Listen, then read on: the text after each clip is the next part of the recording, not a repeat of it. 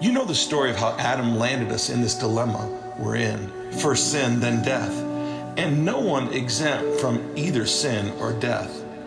That sin disturbed relations with God in everything and everyone. But the extent of the disturbance was not clear until God spelled it out in detail to Moses. So death, this huge abyss separated us from God, dominated the landscape from Adam to Moses. Even those who didn't sin precisely as Adam did by disobeying a specific command of God still had to experience this termination of life, this separation from God. But Adam, who got us into this, also points ahead to the one who will get us out of it. Yet the rescuing gift is not exactly parallel to the death-dealing sin. If one man's sin put crowds of people at the dead-end abyss of separation from God, just think what God's gift poured through one man, Jesus Christ, will do. There's no comparison between that death-dealing sin and this generous life-giving gift. The verdict on that one sin was the death sentence.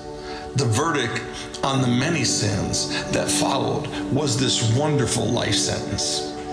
If death got the upper hand through one man's wrongdoing, can you imagine the breathtaking recovery life makes, sovereign makes, in those who grasp with both hands this wildly extravagant life gift, this grand setting everything right the one man, Jesus Christ, provides? Here it is in a nutshell. Just as one person did it wrong and got us all in this trouble with sin and death, another person did it right and got us out of it. But more than just getting us out of trouble, he got us into life. One man said no to God and put many people in the wrong. One man said yes to God and put many people in the right.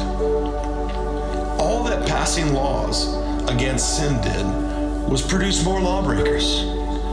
But sin didn't and doesn't have a chance in competition with the aggressive forgiveness we call grace. When it's sin versus grace, grace wins hands down. All sin can do is threaten us with death, and that's the end of it. Grace. Because God is putting everything together again through the Messiah, through Jesus. And he invites us into life, a life that goes on and on and on, world without end.